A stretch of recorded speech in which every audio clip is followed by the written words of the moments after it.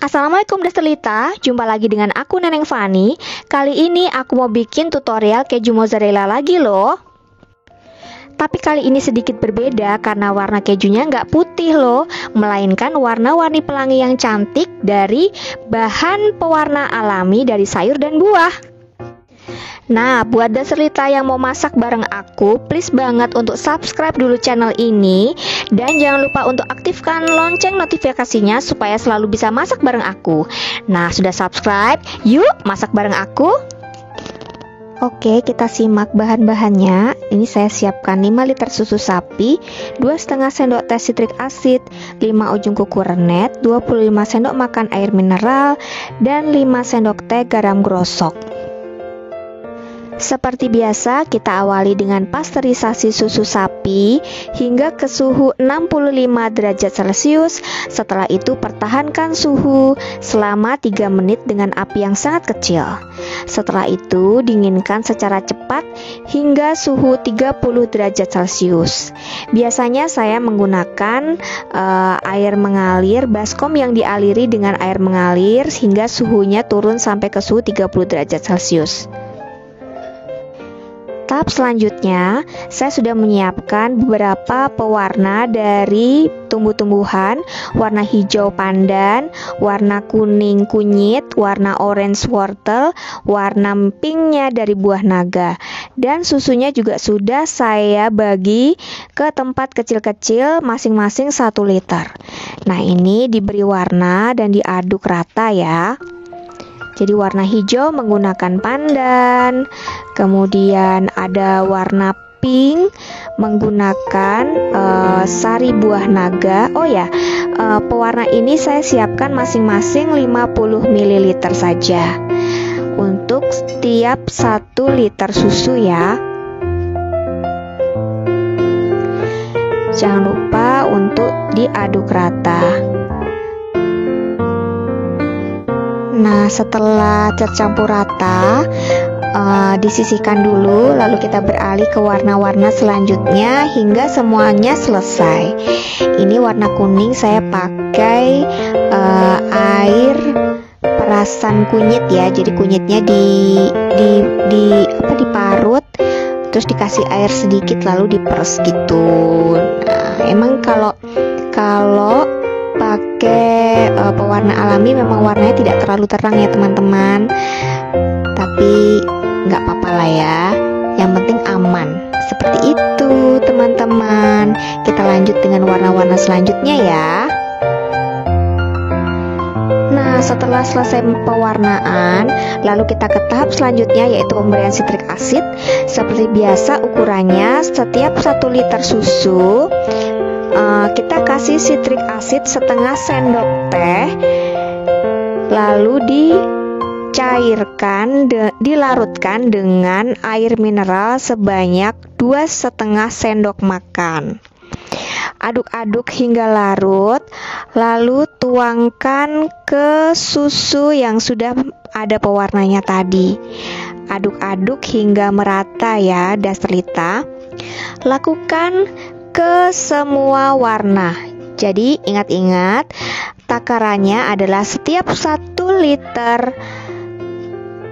susu dikasih setengah sendok teh sitrik asid yang dilarutkan dengan 2,5 sendok makan air mineral. Nah, selanjutnya kita akan memberi rennet atau penggumpal susu, enzim penggumpal susu. Jadi takarannya setiap 1 liter susu diberi 1 ujung kuku rennet yang dilarutkan dengan 2,5 sendok makan air mineral. Lalu dituang ke dalam susu, aduk-aduk hingga merata. Setelah itu kita diamkan sampai susunya menggumpal dan pH-nya mencapai 5,6. Baru kita akan lanjut ke tahap berikutnya. Nah, setelah susunya menggumpal seperti ini dan pH-nya sudah mencapai 5,6, kita akan lanjut ke tahap selanjutnya, yaitu dipotong kotak-kotak, lalu kita bongkar.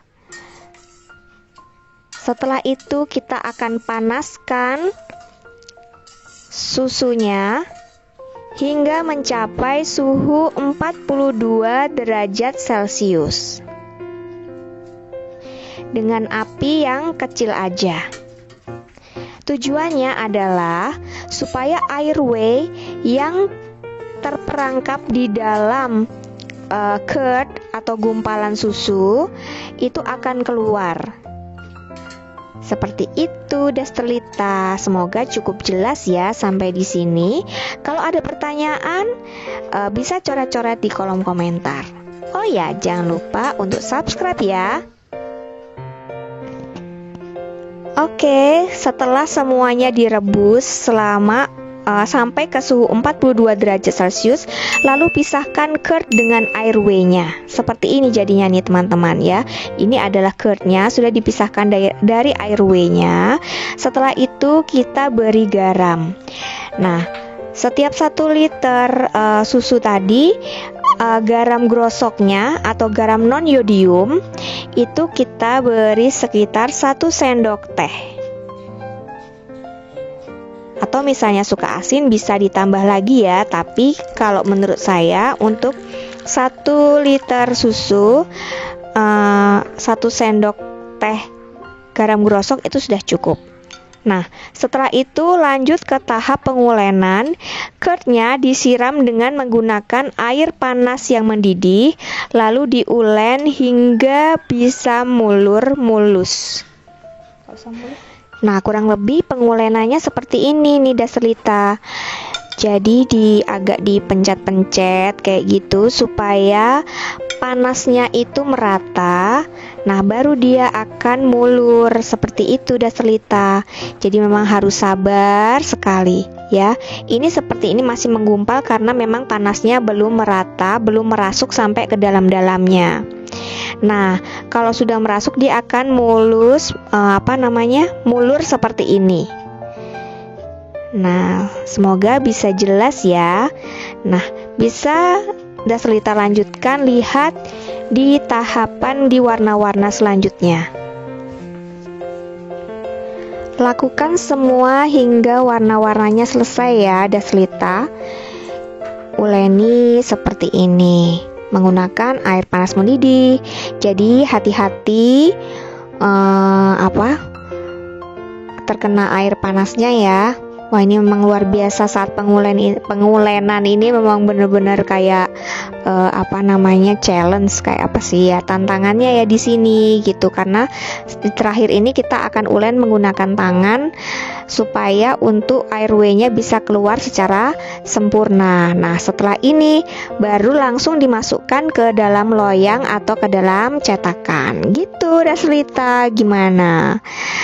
Nah, semoga cukup jelas ya cara pembuatannya. Jadi para Dasterlita bisa bikin keju mozzarella sendiri di rumah.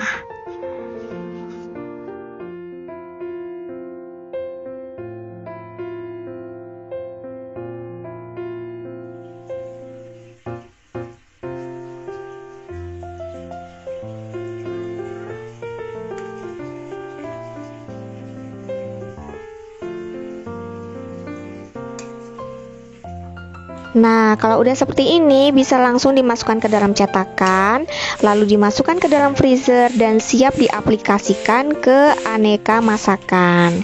Gimana? Gampang kan cara membuatnya? Dicoba ya.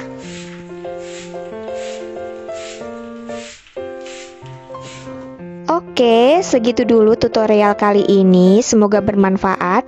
Jika masih ada pertanyaan, silahkan coret-coret di kolom komentar. Terima kasih sudah menonton ya. Wassalamualaikum warahmatullahi wabarakatuh.